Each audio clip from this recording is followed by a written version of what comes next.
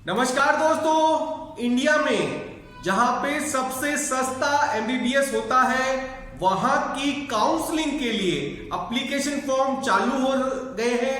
मैं बात कर रहा हूं केरला की। जी हां, केरला में हर बार ऐसा होता है कि आपके नीट के एग्जाम के पहले वहां पर आपकी काउंसलिंग के लिए आपको अप्लाई करना पड़ता है। तो केरला के जो एप्लीकेशन फॉर्म है वो चालू हो गए हैं और उसकी वेबसाइट आप यहां पर देख सकते हैं। वेबसाइट है www.kerala.gov.in। इस वेबसाइट पर जाकर आप अपना जो एप्लीकेशन फॉर्म है काउंसलिंग का वो भर सकते हैं। और बात करें केरला की, तो केरला में एमबीबीएस करना प्राइवेट कॉलेज की मैं बात कर रहा हूं, सबसे सस्ता है इंडिया के अंदर। लगभग 7,50,000 के करीब आपके पूरे साल की फीस यहां पर लगती है, जो कि इंडिया में सबसे कम है। और सबसे जो खास बात है केरला की वो ये है कि केरला एक ओपन स्टेट है और वहां पर इंडिया का, भारत का कोई भी स्टूडेंट, छात्र एमबीबीएस कोर्स के लिए अप्लाई कर सकता है वहां की प्राइवेट एमबीबीएस कॉलेज के लिए, और फीस वहां की सबसे कम है। तो लीजिए चलते हैं, आपको दिखाते हैं कि कौन कौन से कोर्स के लिए आप अप्लाई कर सकते हैं। अभी जो एप्लीकेशन फॉर्म निकला है उसमें आप एमबीबीएस कर सकते हैं, बीडीएस कर सकते हैं, बीएचएमएस, बीएएमएस, बीएसएमएस और बीयूएमएस।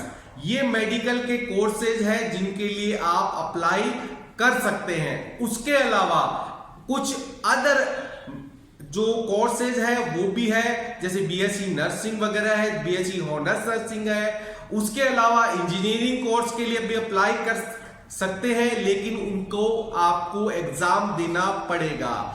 यहां पर केवल आप एमबीएस, बीएस, बीडीएस, बीएमएस, इन जो कोर्सेज हैं, जो कि 6-7 कोर्स है, उनके लिए केवल काउंसलिंग के लिए अप्लाई करना है। और उसके अलावा जो अदर कोर्सेज है उनके आपको एग्जाम भी देना पड़ेगा। इस चीज का आपको विशेष ध्यान रखना है।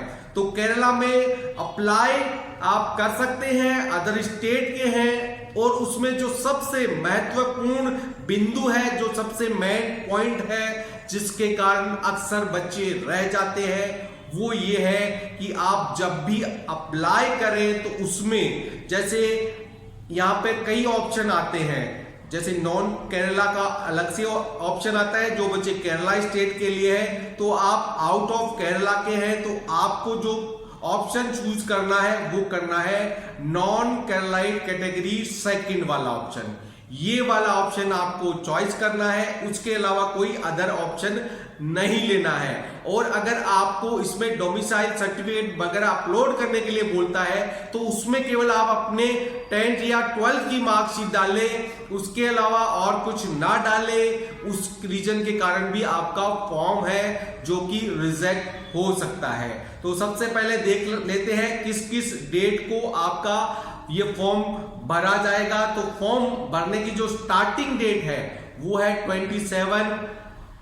27/3/2024 और भरा जाएगा 17/4/2024 तक, शाम को 5 बजे तक। मतलब आपको लगभग 20 दिन दिए गए हैं। इस चीज का आप ध्यान रखिएगा, 20 दिन के अंदर आपको ये फॉर्म अप्लाई करना है। और एमबीबीएस या बीडीएस कोर्स के लिए कर रहे हैं तो आप काउंसलिंग के लिए अप्लाई करते हैं, ना कि एग्जाम फॉर्म के लिए। क्योंकि अगर आप इंजीनियरिंग कॉलेज वगैरह के लिए अप्लाई कर रहे हैं तो वहां आपको एंट्रेंस एग्जाम भी देना पड़ेगा।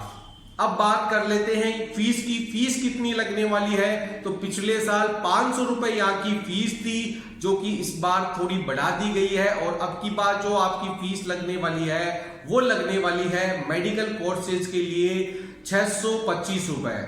जी हाँ, 625 रुपीज आपके लगने वाले हैं। पहले ये 500 रुपए था, तो इसमें कुछ चार्जेस फिलहाल बढ़ाए गए हैं। डॉक्यूमेंट जो अपलोड करने हैं वो इसमें आपको जो बताए गए हैं, आपकी 10th-12th की मार्कशीट, आपका डेट ऑफ बर्थ सर्टिफिकेट, अगर वो नहीं है तो आपकी 10th की मार्कशीट भी इसमें डाल सकते हैं।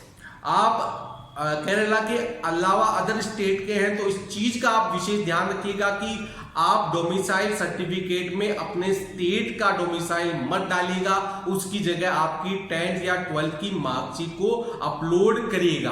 और उसके साथ ही साथ आप हर 2-4 दिन से इसको चेक भी करते रहिएगा कि इसमें आपका कोई इशू तो नहीं आया है, क्योंकि फॉर्म को जब आप लॉगिन करके चेक करते हैं तो वो आपको बता देता है कि इसमें आपका कोई इशू आया है, तो आप उसको करेक्ट कर सकते हैं। तो ये फॉर्म फिलहाल निकला हुआ है, जितना जल्दी हो सके आप इसको अप्लाई करिएगा।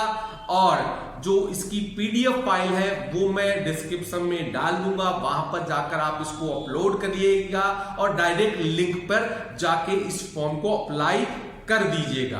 तो अगर आपके मन में है कि मैं ये फॉर्म बाद में भी भर सकता हूं, तो इसकी कोई गारंटी नहीं है कि ये जब नीट का एग्जाम का रिजल्ट आ जाएगा उसके बाद भी वापस निकलेगा कि नहीं निकलेगा। तो अगर आपके मन में है कि मैं 1-2 ऑप्शन सेफ रख के चलता हूं, तो आप इस फॉर्म को अभी फिल करके छोड़ दीजिएगा। बाद में आपके पास एक अदर ऑप्शन तो होगा, कुछ नंबर कम आने के कारण आपको कम फीस वाली कॉलेज की रिक्वायरमेंट होगी, तो केरला उसमें टॉप पर आता है। तो आप जितना जल्दी हो सके ये फॉर्म फिल कर दीजिएगा। अगर आपके फॉर्म फिल में कोई इशू आ रहा है तो आप मेरे को कमेंट करिएगा, मैं आपको उसका सॉल्यूशन भी बताने की पूरी कोशिश करूंगा।